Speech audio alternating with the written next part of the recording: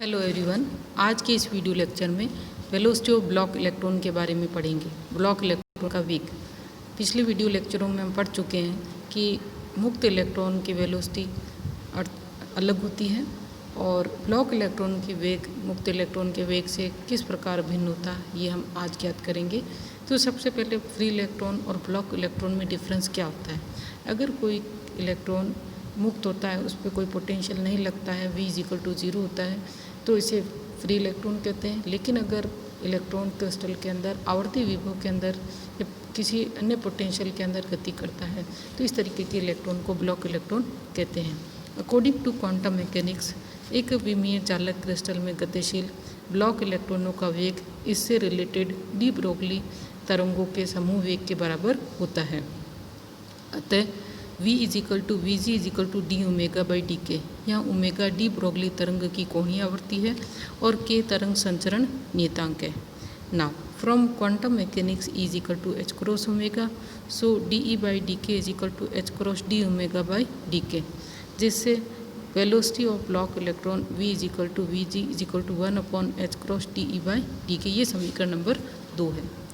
यदि त्रिविमीय चालक क्रिस्टल में इलेक्ट्रॉन गतिशील हो तो उसके वेग के 3 घटक होंगे, Vx, Vy और Vz। और उसके अनुसार जो V होगा वो 1/h×del_k E। यहाँ पे डेल के जो है ऑपरेटर है इन k स्पेस में, इसको प्रवणता ऑपरेटर भी कहते हैं। नाउ वो फ्री इलेक्ट्रॉन के लिए अगर हम वेलोसिटी ज्ञात करें तो फ्री इलेक्ट्रॉन के लिए ऊर्जा E=h²k²/2m, जिससे हम dE/dk E का k के सापेक्ष अवकलन करेंगे और वो आएगा h×2m × 2k। सो आ जाएगा h×2k/m, जिससे इलेक्ट्रॉनों का वेग V=1/h×dE/dk और dE/dk का मान रखने पर यह आ जाएगा p/m। सॉल्यूशन या जो हल है वो आप वीडियो में देख सकते हैं। इस स्थिति में इलेक्ट्रॉनों का वेग उसके संवेग के अनुक्रमानुपाती होता है और इलेक्ट्रॉनों का जो द्रव्यमान है वो उसके रियल मास के बराबर होता है फ्री इलेक्ट्रॉन के लिए। अब लेते हैं electron in periodic potential. Band सिद्धांत के अनुसार इलेक्ट्रॉन की ऊर्जा E k² के अनुक्रमानुपाती नहीं होती है जब इलेक्ट्रॉन आवर्ती विभव में गति करता है। तो E और k में जो संबंध है प्रथम बिरलवान जोन के -π/a to +πa में चित्र से दर्शाया गया है। यहाँ 2 डायग्राम है, एक E वर्सेस k है और एक V वर्सेस k है।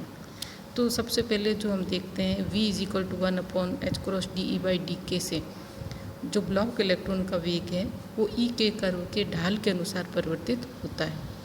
At k=0 and at k=±π/a E k curve का ढाल 0 है, सो वेलोसिटी भी 0 है। अर्थात जोन के बॉटम लेवल और टॉप लेवल पर इलेक्ट्रॉन का वेग 0 होगा। अब हम लेते हैं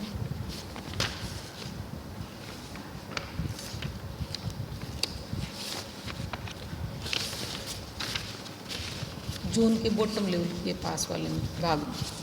जोन के बॉटम लेवल के पास वक्र के स्लोप में रेखीय रूप से वृद्धि होती है, अर्थात इलेक्ट्रॉनों के वेग में भी रेखीय रूप से वृद्धि होती है।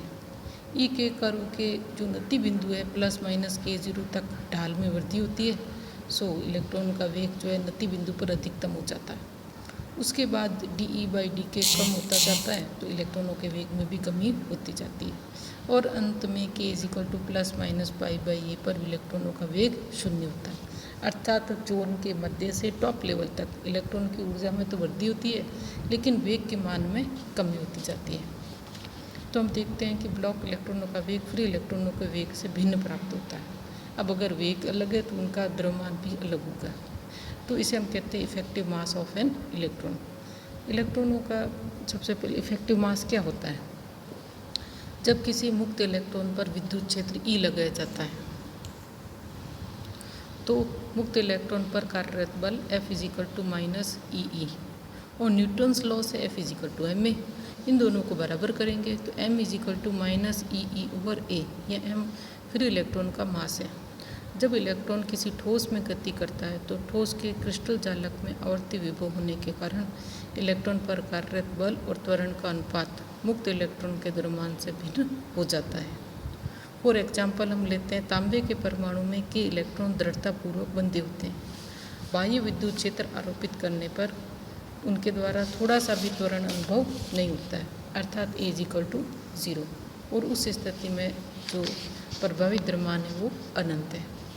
परंतु सोडियम परमाणु में जो वैलेंस इलेक्ट्रॉन के लिए m प्रभावित द्रव्यमान वास्तविक द्रव्यमान के बराबर होता है, क्योंकि वैलेंस इलेक्ट्रॉन करीब करीब मुक्त होते हैं। अतः किसी ठोस में विद्युत क्षेत्र आरोपित किया जाता है तो इलेक्ट्रॉन पर कार्यरत बल दो बलों का योग होता है, F=-EE + FL। यहाँ FL ठोस के आयन कोर और इलेक्ट्रॉनों के मध्य बल है। अब अगर हम F को न्यूटन्स लॉ से ma के बराबर लें और FL को mLA के बराबर लें तो m - mL A =-EE/A, और हम इसको लिख सकते हैं इसको mL को हम लिखेंगे m* - EE/A, चूँकि FL की दिशा इलेक्ट्रॉनों द्वारा अनुभव किए गए त्वरण की दिशा के समांतर भी हो सकती है और प्रति समांतर भी हो सकती है। अतः m* के धनात्मक, ऋणात्मक और शून्य तीनों मान हो सकते हैं। अगर mL > m है तो प्रभावित द्रव्यमान नेगेटिव होगा, अगर दोनों बराबर है तो प्रभावित द्रव्यमान शून्य होगा, और अगर mL m है तो प्रभावित द्रव्यमान पॉजिटिव होगा। ना effective mass of an electron in one dimensional lattice crystal में आवर्ती विभव की उपस्थिति के कारण इलेक्ट्रॉन का त्वरण मुक्त इलेक्ट्रॉनों के त्वरण से भिन्न होता है, जिसके कारण क्रिस्टल में मापित इलेक्ट्रॉनों का द्रव्यमान वास्तविक द्रव्यमान से भिन्न प्राप्त होगा। क्रिस्टल के किसी बैंड में इलेक्ट्रॉनों का वेग v = 1/hT/dk। सिंस क्रिस्टल में इलेक्ट्रॉन की ऊर्जा में परिवर्तन की दर उस पर आरोपित बाह्य बल और वेग के गुणनफल के बराबर होती है, इसलिए dE/dt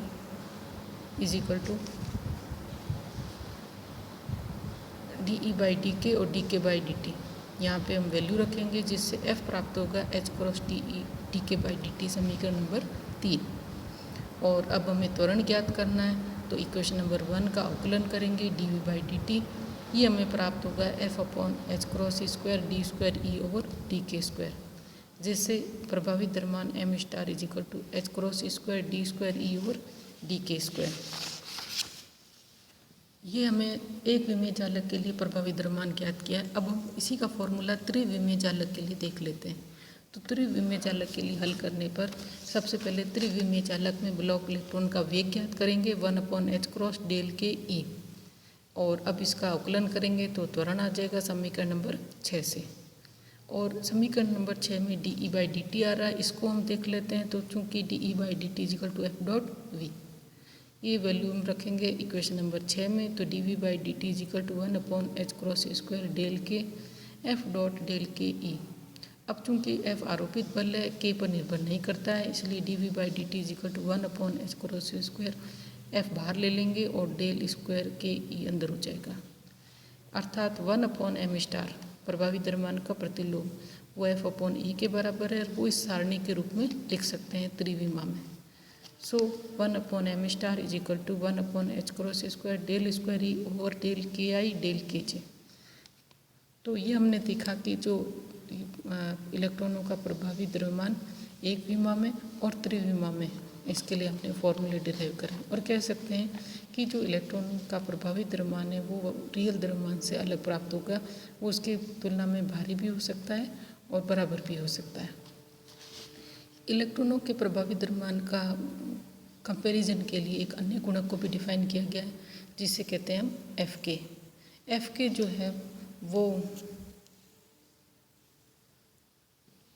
m/m* के अनुपात को व्यक्त करता है, और इसको हमने ये व्यक्त करता है कि k अवस्था में इलेक्ट्रॉन कितना स्वतंत्र है। यदि m* > m देन Fk <1, अर्थात इलेक्ट्रॉन भारी कण की भांति व्यवहार करेगा, और अगर m* = m देन Fk = 1, तब इलेक्ट्रॉन मुक्त कण की भांति व्यवहार करेगा।